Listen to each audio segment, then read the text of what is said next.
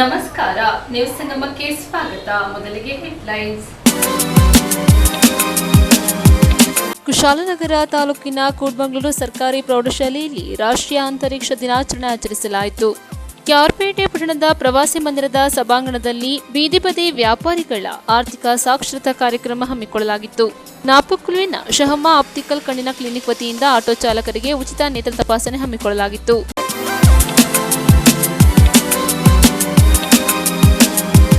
ಕುಶಾಲನಗರ ತಾಲೂಕಿನ ಕೂಡ್ಮಂಗ್ಳೂರು ಸರ್ಕಾರಿ ಪ್ರೌಢಶಾಲೆಯಲ್ಲಿ ರಾಷ್ಟ್ರೀಯ ಅಂತರಿಕ್ಷ ದಿನಾಚರಣೆ ಆಚರಿಸಲಾಯಿತು. ಕುಶಾಲನಗರ ತಾಲೂಕಿನ ಕೂಡ್ಮಂಗ್ಳೂರು ಸರ್ಕಾರಿ ಪ್ರೌಢಶಾಲೆಯಲ್ಲಿ ವಿಜ್ಞಾನ ಸಂಘ, ಎಸ್ಟಿಎಂಸಿ ಮತ್ತು ಎನ್ಎಸ್ಎಸ್ ಘಟಕದ ಆಶ್ರಯದಲ್ಲಿ ರಾಷ್ಟ್ರೀಯ ಅಂತರಿಕ್ಷ ದಿನಾಚರಣೆಯನ್ನು ಆಚರಿಸುವ ಮೂಲಕ ಚಂದ್ರಯಾನ ಯಶಸ್ವಿ ಕುರಿತು ವಿದ್ಯಾರ್ಥಿಗಳಿಗೆ ಮಾಹಿತಿ ನೀಡಲಾಯಿತು.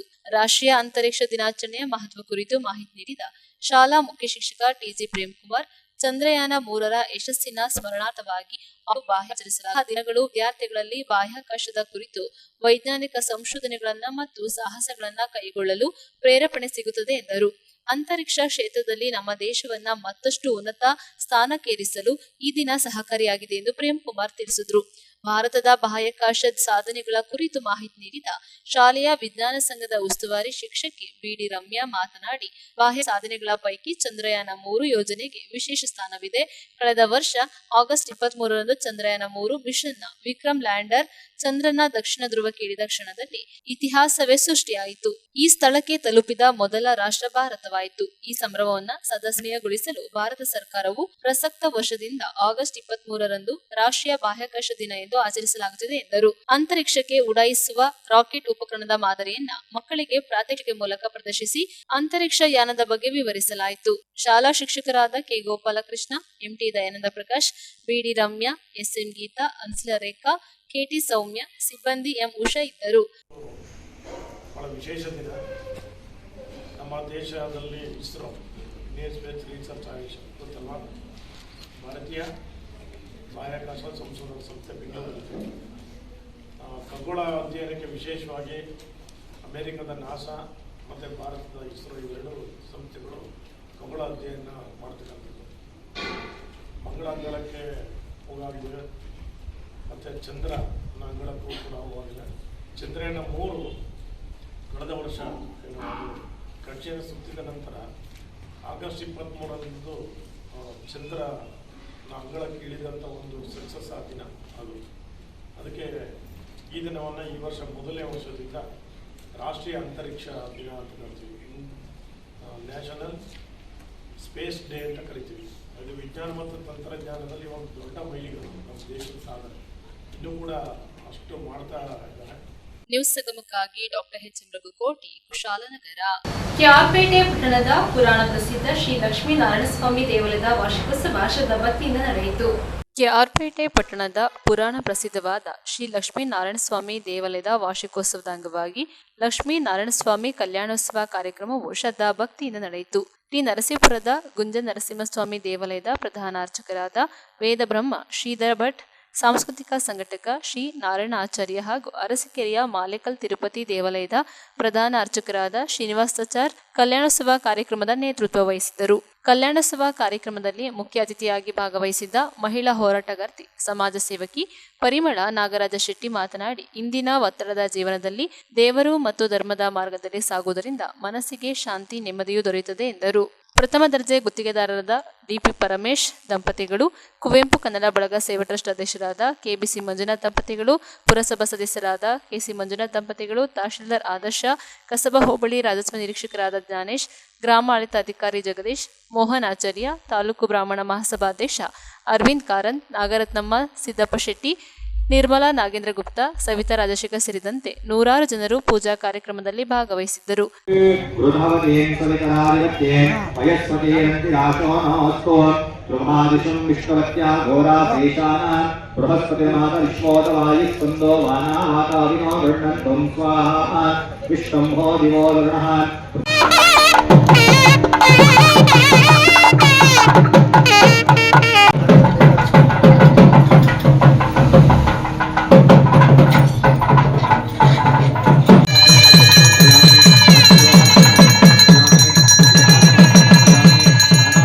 ಪರಮಾತ್ಮನಿಗೆ ಬೇಕಿತ್ತು ಪರಮಾತ್ಮನಿಗೆ ಅವನು ನಿತ್ಯ ವಿಷಯನಾಗಿರುವಂಥವನು ಪರಮಾತ್ಮ. ಅವನಿಗೆ ಯಾವ ಅಂಟೂ ಇಲ್ಲ. ಅವನಿಗೆ ಈ ಭೂಮಿಗೆ ಬರಬೇಕು ಅನ್ನುವಂಥದ್ದು ಇಲ್ಲ, ಭೂಮಿಯಲ್ಲಿ ಇರಬೇಕು ಅನ್ನೋದು ಇಲ್ಲ. ಆದರೆ ಭೂಮಿಗೆ ಯಾಕೆ ಅವತರಿಸ್ತಾನೆ?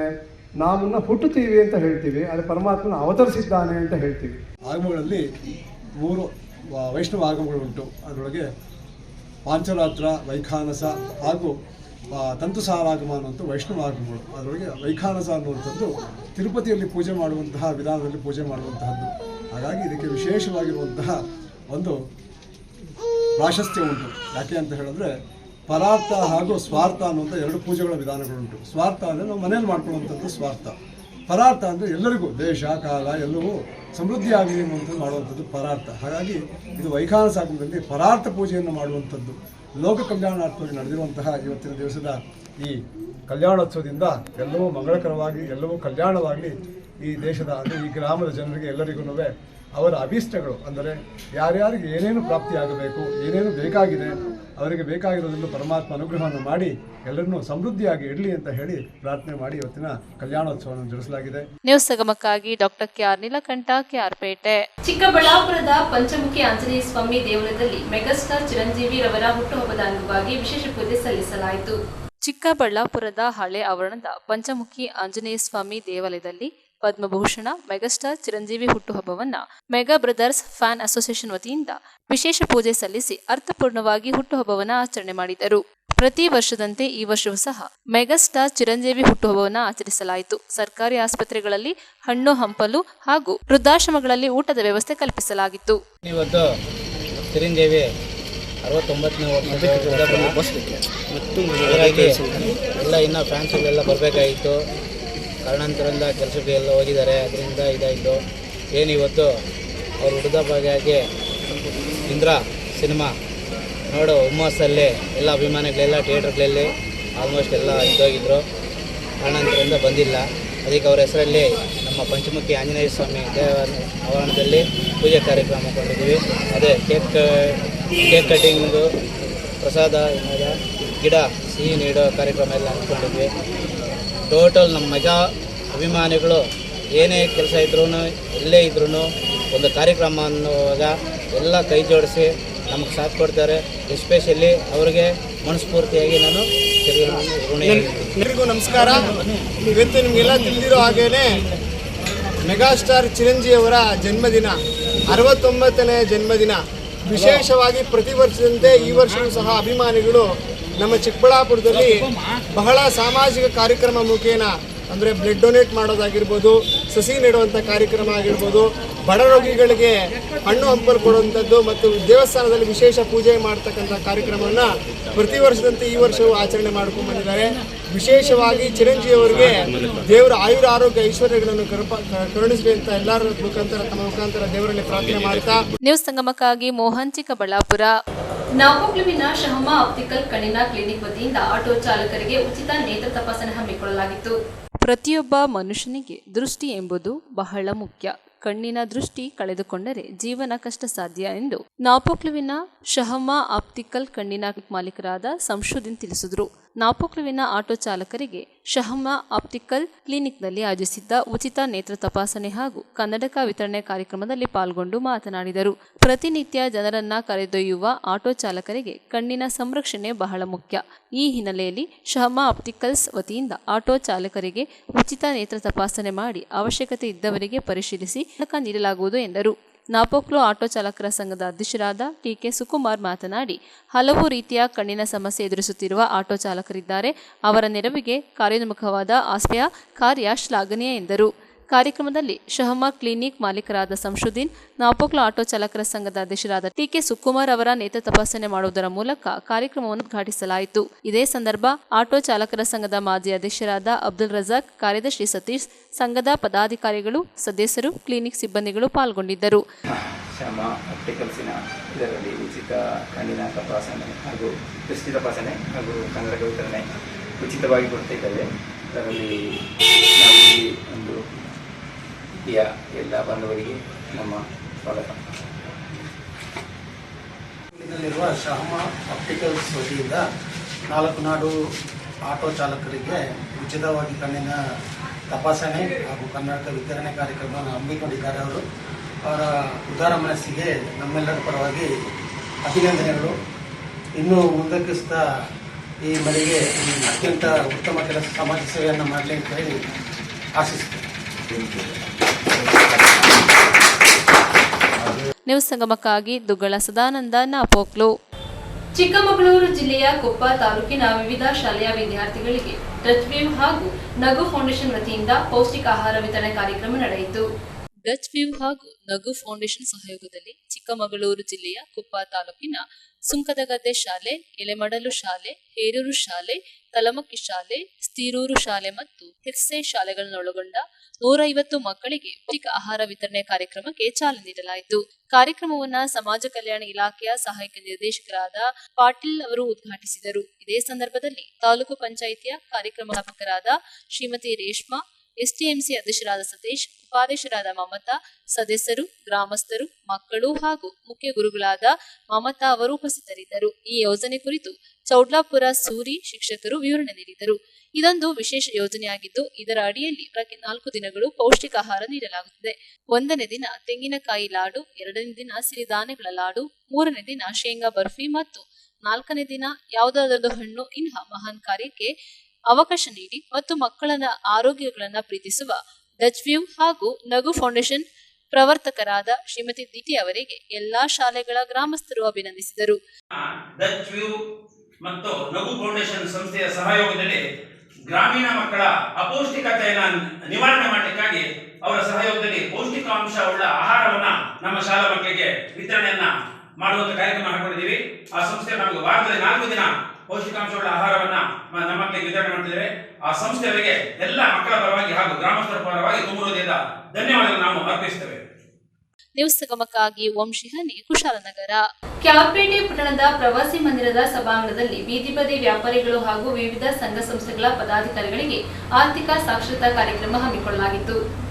ಬೀದಿ ಬದಿಯ ವ್ಯಾಪಾರಿಗಳಲ್ಲಿ ಉಳಿತಾಯ ಮನೋಭಾವನೆಯನ್ನು ಮೂಡಿಸಿ ವ್ಯಾಪಾರ ಮಾಡಲು ಬಂಡವಾಳದ ರೂಪದಲ್ಲಿ ಸಾಲ ಸೌಲಭ್ಯವನ್ನು ನೀಡಿ ಉತ್ತೇಜಿಸಿ ದಾರಿದೀಪವಾಗಿರುವ ಜನ ಆಕಾಸು ಆತ್ಮೀಯ ಬಂಧುವಿನಂತೆ ಕೆಲಸ ಮಾಡುತ್ತಿದೆ ಎಂದು ಸಂಸ್ಥೆಯ ಮೈಸೂರು ವಿಭಾಗೀಯ ವ್ಯವಸ್ಥಾಪಕರಾದ ಚೆಲುವ ಕೃಷ್ಣಮೂರ್ತಿ ತಿಳಿಸಿದರು.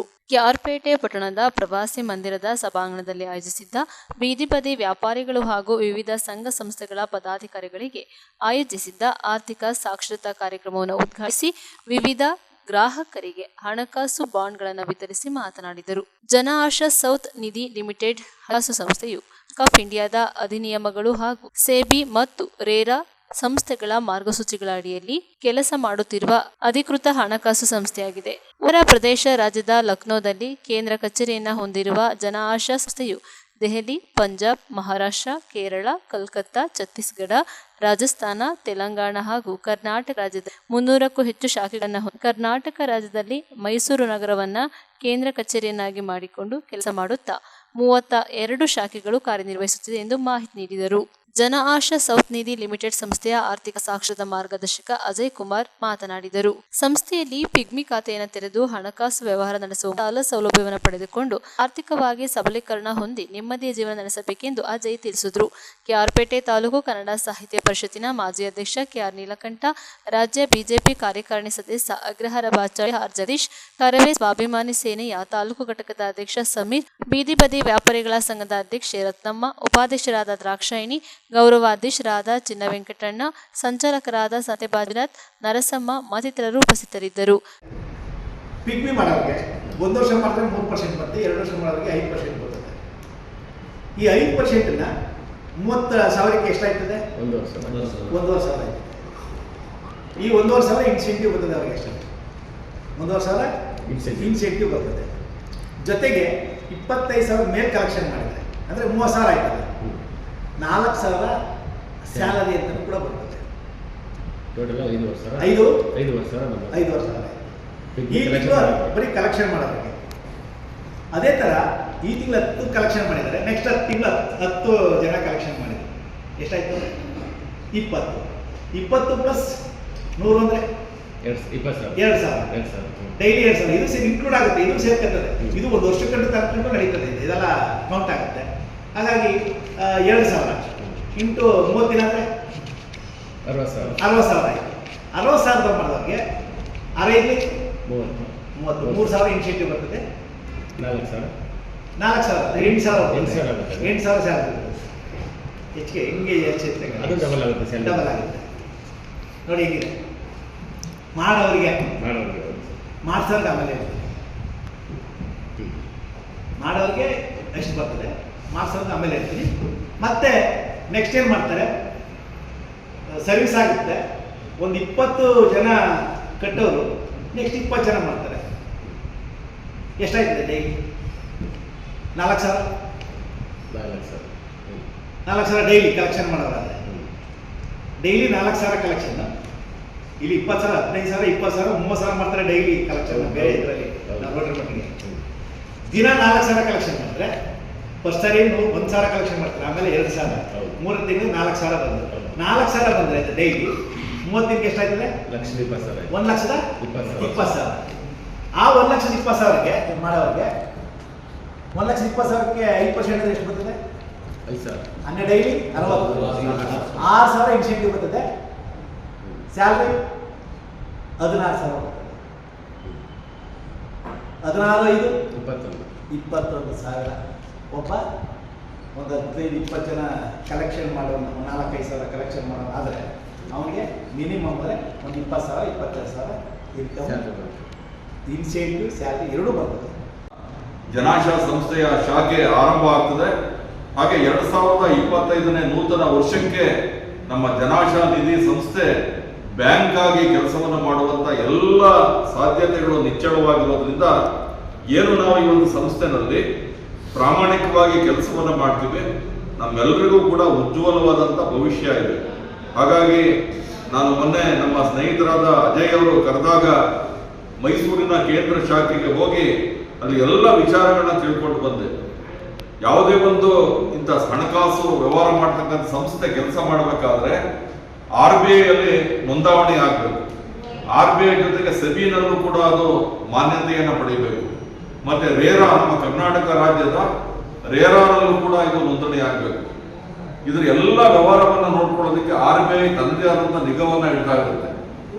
ಆಮೇಲೆ ನಮ್ಮ ಈ ಒಂದು ಜನಾಶಾ ಸಂಸ್ಥೆಯ ಮುಖ್ಯ ಆಶಯ ಏನಪ್ಪಾ ಅಂತ ಹೇಳಿದ್ರೆ, ಯಾರು ಬಡತನದಲ್ಲಿದ್ದಾರೆ, ಯಾರು ಕಷ್ಟಪಟ್ಟು ವ್ಯಾಪಾರವನ್ನು ಮಾಡಿ ಜೀವನವನ್ನು ಮಾಡ್ತಾ ಇದ್ದಾರೆ ಅಂಥವ್ರಿಗೆ ಒಂದು ಹಣಕಾಸಿನ ಶಕ್ತಿಯನ್ನ ಕೊಡ್ತಕ್ಕಂಥ ಕೆಲಸ, ಜೊತೆಗೆ ಜನರಲ್ಲಿ ಉಳಿತಾಯವನ್ನು ಮಾಡಿಸ್ತಕ್ಕಂಥ ಒಂದು ಮನೋಭಾವನೆಯ ಆತ್ಮಸ್ಥೈರ್ಯವನ್ನು ತುಂಬತಕ್ಕಂಥ ಕೆಲಸವನ್ನ ಜನಾಶಾ ಸಂಸ್ಥೆ ಬಹಳ ಯಶಸ್ವಿಯಾಗಿ ಚೆನ್ನಾಗಿ ಮಾಡಿಕೊಂಡು ಬರ್ತಾ ಇದೆ. ಹಾಗಾಗಿ ಇವತ್ತಿನ ಈ ಒಂದು ಮೊದಲನೇ ಸಭೆಯಲ್ಲಿ ನಾವು ಕಡಿಮೆ ಸಂಖ್ಯೆಯಲ್ಲಿ ಇಲ್ಲಿ ಸೇರಿರ್ಬೋದು. ಇದು ಹನಿ ಹನಿ ಕೂಡಿದ್ರೆ ಹಳ್ಳ, ತೆನೆ ತೆನೆ ಕೂಡಿದ್ರೆ ಬಳ್ಳ ಅನ್ನೋ ಹಿರಿಯರ ಮಾತಿಗೆ ಅನ್ವರ್ತಾಯ ರೀತಿಯಲ್ಲಿ ಈ ಸಂಸ್ಥೆ KR ಪೇಟೆ ತಾಲೂಕಿನಲ್ಲಿ ಉಜ್ವಲವಾಗಿ ಬೆಳೆಯುತ್ತೆ, ತನ್ನ ಛಾಪನ್ನ ಮೂಡಿಸುತ್ತೆ. ದಯಮಾಡಿ ನಾವು ಏನಿಲ್ಲಿ ಸೇರಿದ್ದೀವಿ, ನಮ್ಮ ಸ್ನೇಹಿತರುಗಳಿಗೆ, ಬಂಧುಗಳಿಗೆ, ನಮ್ಮ ಆತ್ಮೀಯರಿಗೆ ಒಂದು ವಿಚಾರವನ್ನು ತಿಳಿಸಿ ಅವರಲ್ಲಿ ಉಳಿತಾಯವನ್ನು ಮಾಡಿಸೋದ್ರ ಮೂಲಕ ಅವರಿಗೆ ಹಣಕಾಸಿನ ಸಾಲ ಸೌಲಭ್ಯವನ್ನು ಮತ್ತೆ ವಾಪಸ್ ಕೊಡಿಸಿ ಅವರೆಲ್ಲರೂ ಕೂಡ ಒಂದು ಸಮೃದ್ಧವಾದ ಸ್ವಾವಲಂಬಿ ಜೀವನವನ್ನು ನಡೆಸಿ ಅವರು ಆರ್ಥಿಕವಾಗಿ ಸಬಲೀಕರಣವನ್ನು ಸಾಧಿಸುವಂತ ದಿಕ್ಕಿನಲ್ಲಿ ನಾವೆಲ್ಲರೂ ಕೂಡ ಕೈ ಜೋಡಿಸಿ ಕೆಲಸ ಮಾಡೋಣ ಅಂತ ಹೇಳ್ತಾ ಇವತ್ತಿನ ಈ ಒಂದು ಸಭೆಗೆ ಆಗಮಿಸಿ ಮಾನ್ಯ ಚೆಲುವ ಕೃಷ್ಣಮೂರ್ತಿ ಸರ್ ಅವರು ನಮಗೆ ಹಲವಾರು ಮಾಹಿತಿಗಳನ್ನು ನೀಡಿದ್ದಾರೆ. ಜನಾಶಾ ಸಂಸ್ಥೆಯ ಉದ್ದೇಶ ಏನು, ಅದರ ಕಾರ್ಯವೈಖರಿ ಏನು. ನ್ಯೂಸ್ ಸಂಗಮಕ್ಕಾಗಿ doctor KR Neelakanta, KR KR ತಾಲೂಕಿನ ಕಲ್ಲಹಳ್ಳಿಯ ಶ್ರೀಲಕ್ಷ್ಮೀ ವರಹನಾಥ ದೇವಾಲಯದಲ್ಲಿ ರೇವತಿ ನಕ್ಷತ್ರದ ಅಂಗವಾಗಿ ವಿಶೇಷ ಪೂಜೆ ಸಲ್ಲಿಸಲಾಯಿತು. KR ತಾಲೂಕಿನ ಪ್ರಸಿದ್ಧ ಪುಣ್ಯಕ್ಷೇತ್ರ ಭೂವೈಕುಂಠವೆಂದೇ ಪ್ರಖ್ಯಾತವಾಗಿರುವ ವರಹನಾಥ ಕಲ್ಲಹಳ್ಳಿಯ ಭೂದೇವಿ ಸಮೇತ ಲಕ್ಷ್ಮೀ ವರಹನಾಥ ಸ್ವಾಮಿಗೆ ರೇವತಿ ನಕ್ಷತ್ರದ ಅಂಗವಾಗಿ ಅಭಿಷೇಕ, ಪುಷ್ಪಾಭಿಷೇಕ ಹಾಗೂ ಶ್ರೀನಿವಾಸ ಕಲ್ಯಾಣೋತ್ಸವ ಕಾರ್ಯಕ್ರಮಗಳು ಶ್ರದ್ಧಾಭಕ್ತಿಯಿಂದ ನೆರವೇರಿದವು. ಪವಿತ್ರ ಗಂಗಾಜಲ, 1000 ಲೀಟರ್ ಹಾಲು, 500 ಲೀಟರ್ ಎಳನೀರು, 500 ಲೀಟರ್ ಕಬ್ಬಿನ ಹಾಲು, ಹಸುವಿನ ತುಪ್ಪ, ಜೇನುತುಪ್ಪ, ಶ್ರೀಗಂಧ, ಸುಗಂಧ ಪುಷ್ಪಗಳಿಂದ ಅಭಿಷೇಕ ಮಾಡಿ 58 ವಿವಿಧ ಬಗೆಯ ಅಪರೂಪದ ಹೂವುಗಳಿಂದ ಪುಷ್ಪಾಭಿಷೇಕ ನಡೆಸಿ ಲೋಕ ಕಲ್ಯಾಣಕ್ಕಾಗಿ ಪ್ರಾರ್ಥನೆ ಸಲ್ಲಿಸಲಾಯಿತು. ರೇವತಿ ನಕ್ಷತ್ರದ ವಿಶೇಷ ಪೂಜಾ ಕಾರ್ಯಕ್ರಮದಲ್ಲಿ ರಾಜ್ಯದ ಲೋಕಾಯುಕ್ತ BS ಪಾಟೀಲ್, ದೂರದರ್ಶನ ಚಂದನ ವಾಹಿನಿಯ ನಿರ್ದೇಶಕಿ ನಿರ್ಮಲಾ ಎಲಿಗಾರ್, ಶಾಸಕ ಎಚ್.ಟಿ. ಮಂಜು ದಂಪತಿಗಳು ಸೇರಿದಂತೆ ಸಾವಿರಾರು ಭಕ್ತಾದಿಗಳು ಪೂಜಾ ಕಾರ್ಯಕ್ರಮರು. ಆಲಯ ವ್ಯವಸ್ಥಾಪನಾ ಸಮಿತಿಯ ಮ್ಯಾನೇಜಿಂಗ್ ಟ್ರಸ್ಟಿ ಶ್ರೀನಿವಾಸ್ ರಾಘವನ್ ಪೂಜಾ ವಿಧಿವಿಧಾನಗಳ ನೇತೃತ್ವ ವಹಿಸಿದ್ದರು.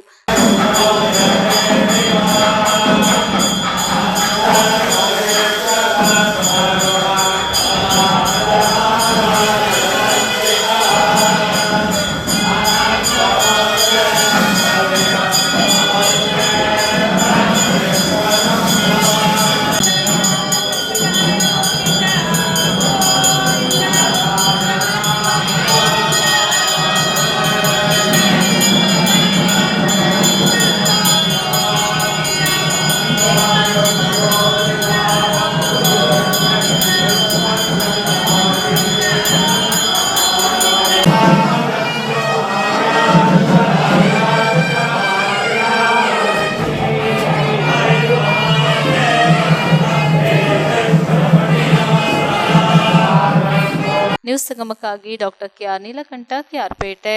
ಕೊನೆಯಲ್ಲಿ ಮತ್ತೊಮ್ಮೆ ಹೆಡ್ಲೈನ್ಸ್. ಕುಶಾಲನಗರ ತಾಲೂಕಿನ ಕೂಡ್ಮಂಗ್ಳೂರು ಸರ್ಕಾರಿ ಪ್ರೌಢಶಾಲೆಯಲ್ಲಿ ರಾಷ್ಟ್ರೀಯ ಅಂತರಿಕ್ಷ ದಿನಾಚರಣೆ ಆಚರಿಸಲಾಯಿತು.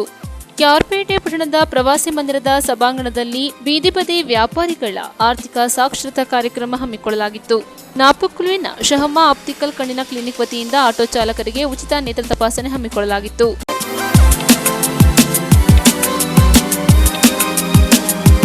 ಇಲ್ಲಿಗೆ ನ್ಯೂಸ್ ಸಂಗಮ ಮುಕ್ತಾಯವಾಯಿತು. ಸುದ್ದಿ, ಮಾಹಿತಿ, ಮನೋರಂಜನೆಗಾಗಿ ನೋಡ್ತಾ ಇರಿ ಸಂಗಮ ಟಿವಿ. ವಂದನೆಗಳೊಂದಿಗೆ ಸುಪ್ರೀತಾ ಎಲ್ಎನ್.